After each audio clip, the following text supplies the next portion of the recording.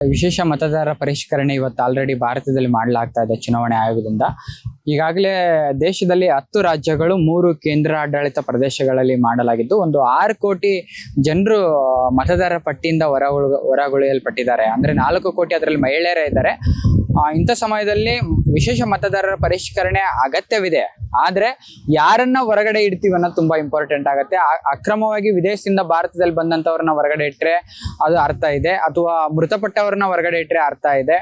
ಜೊತೆಲಿ 18 ವರ್ಷಕ್ಕಿಂತ ಕೆಳಗಡೆ ಇರೋರೇನ ಮತದಾರರ ಪಟ್ಟಿಯಲ್ಲಿದ್ರೆ ಅಂಥವ್ರನ್ನ ಹೊರಗಡೆ ಇಟ್ರೆ ಅರ್ಥ ಇದೆ. ಆದ್ರೆ ಈ ಮಹಿಳೆಯರನ್ನ ಮತ್ತೆ ಯಾರಿಗೆ ಸರಿಯಾದ ಅವೇರ್ನೆಸ್ ಕೊಡದೇನೆ ಇವರು ಹೊರಗಡೆ ಇಟ್ಟರೆ ಅದು ತುಂಬಾ ಅನ್ಯಾಯ ಮಾಡಿದಂತ ಆಗ್ತದೆ.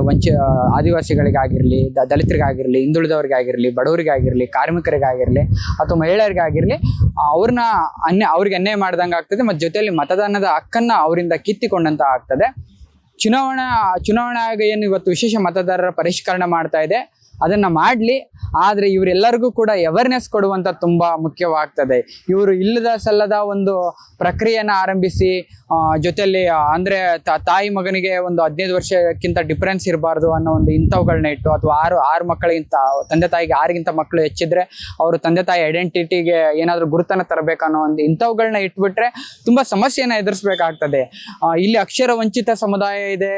ಜೊತೆಲಿ ಎಷ್ಟೊಂದು ಜನಕ್ಕೆ ಅಕ್ಷರದ ಜ್ಞಾನವಿಲ್ಲ, ಅವ್ರಿಗೆಲ್ಲ ಅಕ್ಷರವನ್ನ ಕೊಟ್ಟಿಲ್ಲ ಅಂತ ಬಡವರು, ಕಾರ್ಮಿಕರು, ಆದಿವಾಸಿಗಳು, ಅಲೆಮಾರಿಗಳಿರುವಂತ ಈ ದೇಶದಲ್ಲಿ ಅತಿ ಹೆಚ್ಚು ಸಮುದಾಯ ಇರುವುದರಿಂದ ಅವರಿಗೆ ಅವೇರ್ನೆಸ್ ಕೊಡುವಂಥದ್ದು, ಜಾಗೃತಿ ಕೊಡುವಂಥದ್ದು ಯಾವ ರೀತಿಯಲ್ಲಿ ನಡೆಯುತ್ತೆ, ಮತ್ತೆ ಸುಲಭವಾಗಿ ಇರುವಂತ ಮಾರ್ಗಗಳು, ಈಗ ಆಧಾರ್ ಕಾರ್ಡ್ನಂತದ್ದಾಗಿರ್ಲಿ, ವೋಟರ್ ಐಡಿ ಆಗಿರ್ಲಿ, ರೇಷನ್ ಕಾರ್ಡ್ ಆಗಿರ್ಲಿ, ಇಂಥವುಗಳ ಮೂಲಕ ಅವ್ರನ್ನ ಮತದಾರರ ಪಟ್ಟಿಯಲ್ಲಿ ಮತ್ತೆ ಉಳಿಸ್ಕೊಳ್ಳುವಂಥದ್ದು ಅಗತ್ಯವಿದೆ. ಅವ್ರನ್ನ ಮತದಾರರ ಪಟ್ಟಿಯಿಂದ ಹೊರಗಡೆ ಇಟ್ಟರೆ ಇಡೀ ದೇಶದಲ್ಲಿ ಈ ಹಿಂದೆ ಹೇಗಿತ್ತೋ ರಾಜರಂತ ಅವನ ಮಗನೇ ರಾಜನಾಗಬೇಕಿತ್ತು, ಮತ್ತೆ ಅದೇ ಕಾಲ ಬರಲಿದೆ.